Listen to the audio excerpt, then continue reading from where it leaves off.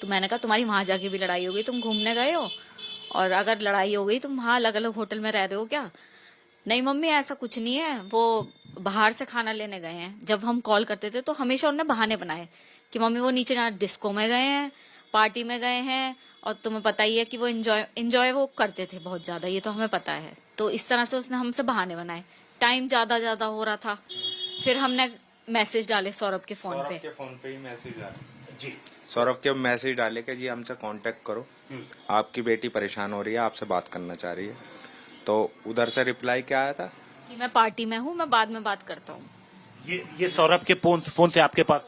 सौरभ के फोन से रिप्लाई आया। ठीक, फिर उसके बाद फिर हम जो स्टेटस डालते थे कभी, तो उस पर रिप्लाई आता था उनकी तरफ से, जो भी रिएक्शन होता है उनकी तरफ से। हमें कहा कि कुछ बात है, लेकिन ये हमसे बात नहीं कर रहे हैं, बिजी हैं थोड़ा ज्यादा ही। 2 साल बाद हस्बैंड वाइफ मिले हैं, तो थोड़ा ज्यादा ही एंजॉयमेंट कर रहे हैं, हमें ये रहा। तो हमने कहा चलो छोड़ दो उनकी पर्सनल। शक तो मेरे को बना रहा कि जी कुछ गड़बड़ तो हुई है, लेकिन लड़ाई की कि आपस में लड़ाई हुई ऐसा है। कुछ है, ऐसे कुछ नहीं। तो फिर उसके बाद ऐसा कुछ है, ये कब आपको शक हुआ? जब वो लोग वापस आ गए? नहीं ऐसा कुछ है, ये तो कभी शक कर ही नहीं सकता, कोई नहीं कर सकता कि एक मिडिल क्लास फैमिली की लड़की ऐसा कर सकती है, वो कोई नहीं सोच सकता। क्या हुआ, कैसे? ये जब आ गए 17 तारीख को, तो रात को आए थे। 18 तारीख के 12 बजे ने मेरे को फोन करा, मम्मी मेरी पीहू से बात करवा दो। यानी कल सुबह ठीक है। मैंने पीहू से बात करवाई, बात करी, फिर मैंने करी। ये टेंशन में दिख रही थी, इसका चेहरा उतरा हुआ था, रो रही थी।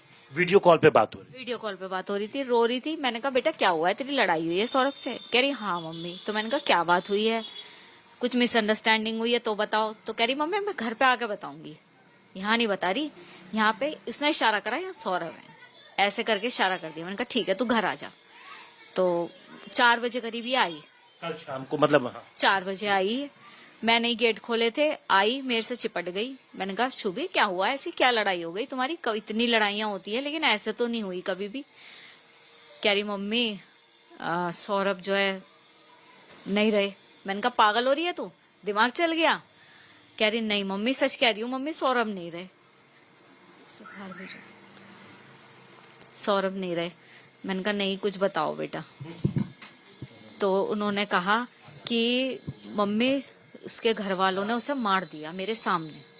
मैंने कहा अच्छा तू छोटी बच्ची है, तेरे सामने मार दिया और तूने कुछ नहीं करा? ऊपर भी रहते हैं रेंट पे, नीचे भी रहते हैं, काम होता रहता है बेकरी में, तेरे को बिल्कुल अंधी थी क्या?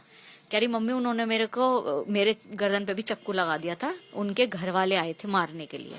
उसने ये हमें कहानी सुनाई, मैंने बिलीव नहीं करा। इन्होंने थोड़ा ऐसा दिखाया फेवर कि हाँ हम तेरी बात पे बिलीव कर रहे हैं। अच्छा, आप भी थे?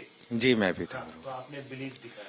मैंने उसे बिलीव में लिया, पर मेरे को विश्वास नहीं हो रहा था, इसलिए मैं दिखाना चाह रहा था मैं तेरी तरफ हूँ। मैंने उसे विश्वास में लिया, पर वो झूठ बोलती रही, मेरे को विश्वास नहीं हो रहा था मेरे को भी।